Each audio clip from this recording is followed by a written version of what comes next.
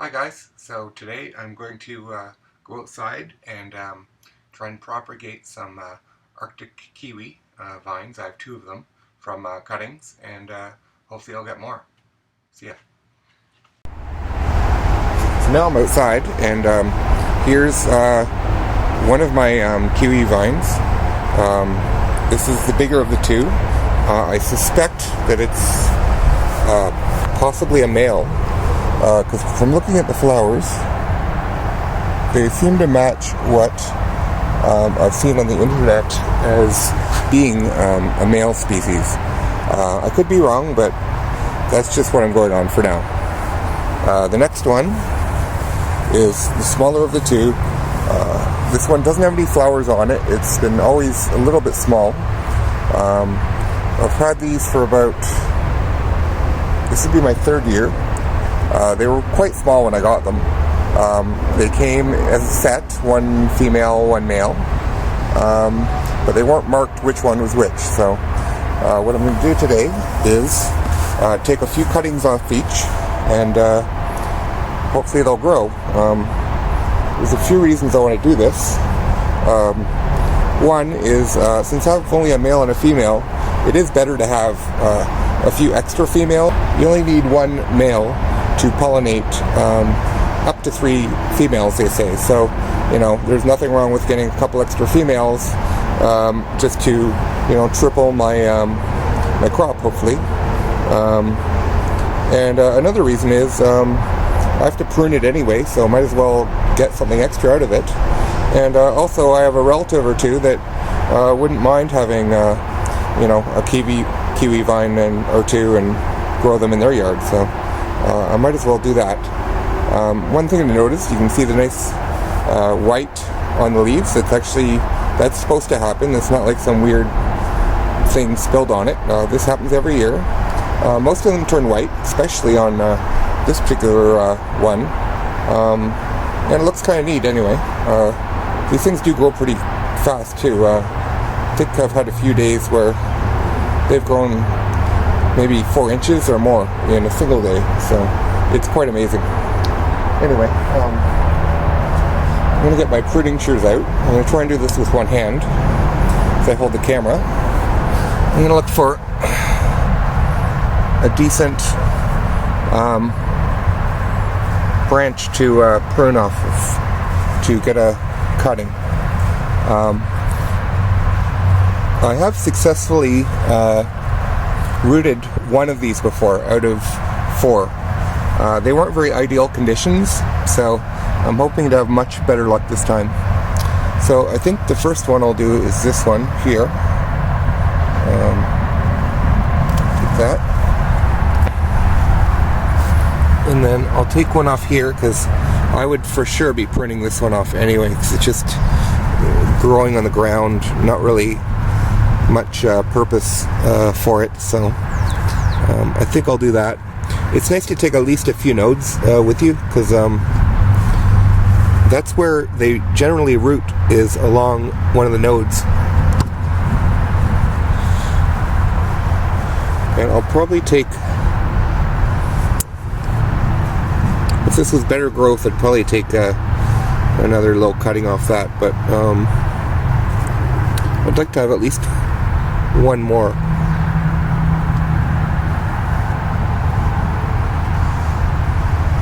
Oh, this one looks good, because this one I don't think it's going to be very helpful when it's bigger, so.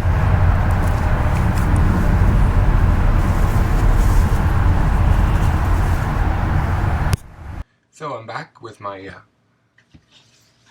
kiwi cuttings, and now I'm just going to prune them up a bit and going to put them in some soil.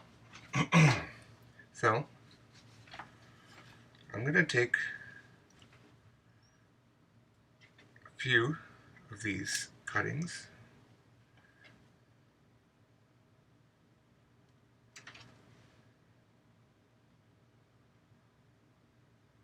Now for sure you want to take all the, of any cutting, you want to take all the fruit or berries or anything like that, because that's really not going to help the process. As well, you really want to take off most of the leaves. some people take off almost all the leaves. I like to leave a couple on just for some support.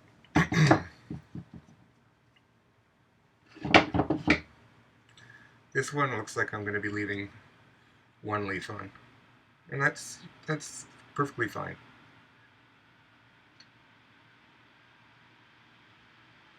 And then I'll put it in some water. Now, most of these that I took today, they weren't the ideal ones that you would take. I just don't have a lot of extra ones right now because it's early spring. I plan to continue doing this for most of the growing season. So I will get better quality candidates for propagating later in the year. And see, I'm left here one leaf and one small leaf and one big one. This one I'll just cut in half like this. There we go. Put that in the water.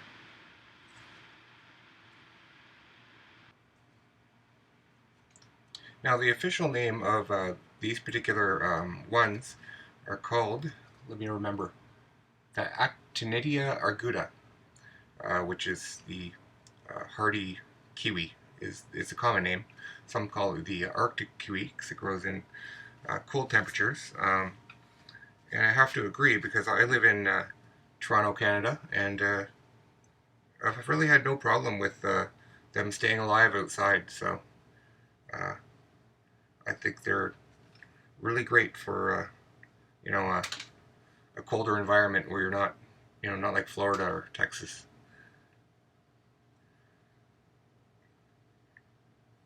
And this one I'm just not crazy about, so I'm just gonna not even bother with that one.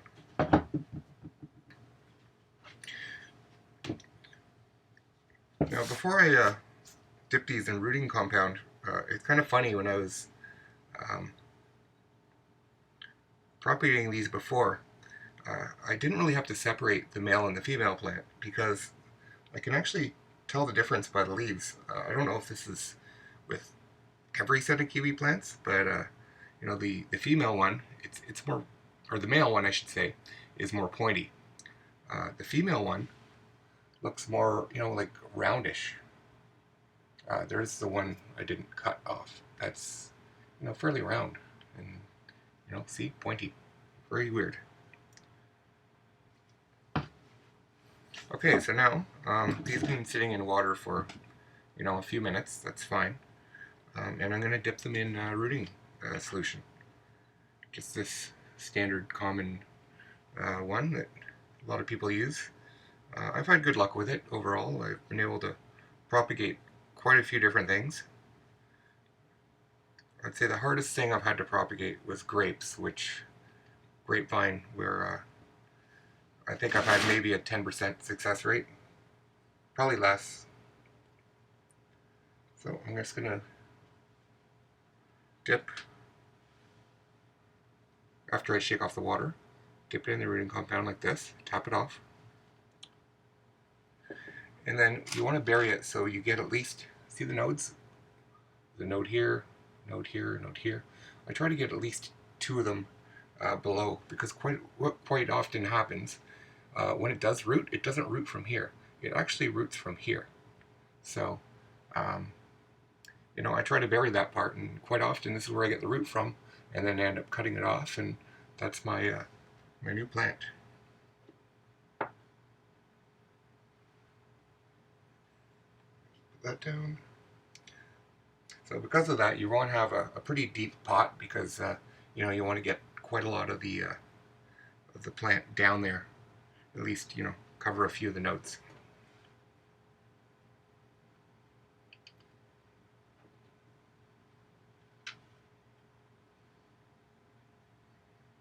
And then on the other side of things, you really don't want a piece that's too long for various reasons.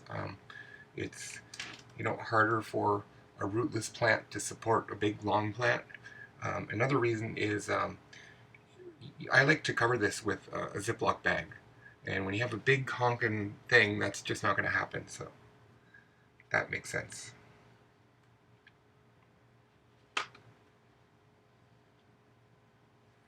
And I decided to keep this really weird looking, weird shaped one. You know, you never know. Doesn't cost much to try.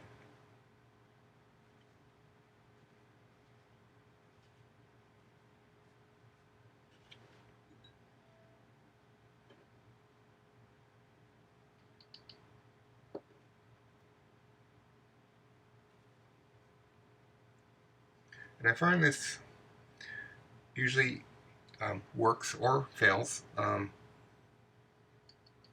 in less than a month. Usually you can tell in just under a month whether you're going to get a root or you've just wasted a month waiting for them to grow.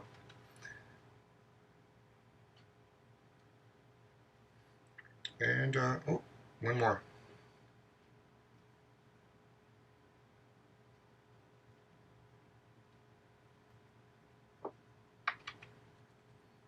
And then, a little trick I do is I take 2 chopsticks. You can probably use a million other things, but 2 chopsticks. And this is just sort of my protector when I put the bag on top, you know, that the bag, I ideally don't want the bag to touch any of the leaves because that can cause a multitude of problems, such as, you know, fungus, mold, damaging the leaves, a lot of other things. I'm just going to get the bag and then we're set. Okay, I got my bag. Now what I'm going to do is just put it over like this. On plant pots like this, they're a little bit bigger. Sometimes you have to put a little slit in the Ziploc just so it fits, you know, properly. Now what I'll be doing, about every day, I'll be opening this up, lifting it off, taking a spray water bottle, and just misting the leaves.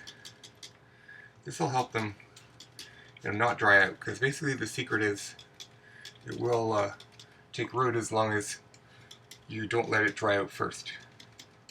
So I try to keep it wet. Another thing I do in my everyday or so routine is I spray some water into the bag. Then that gives it sort of a artificial humid environment to live in, and plants often really like that.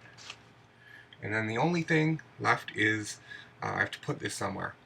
I need to put it somewhere with a little bit of light, but not any direct sunlight at all.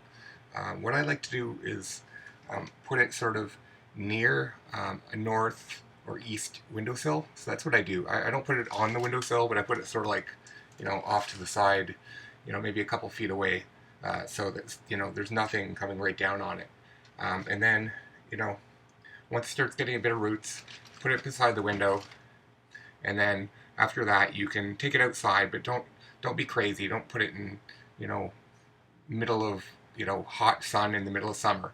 You know, use common sense. Just put it in the shade, or, you know, not in very much sun, you know, and just keep an eye on it. You got to be a little careful at the beginning, but then, you know, once the roots have taken and you see new growth, you know, you're fine. And then you can plant them somewhere else or to a bigger pot or whatever you choose.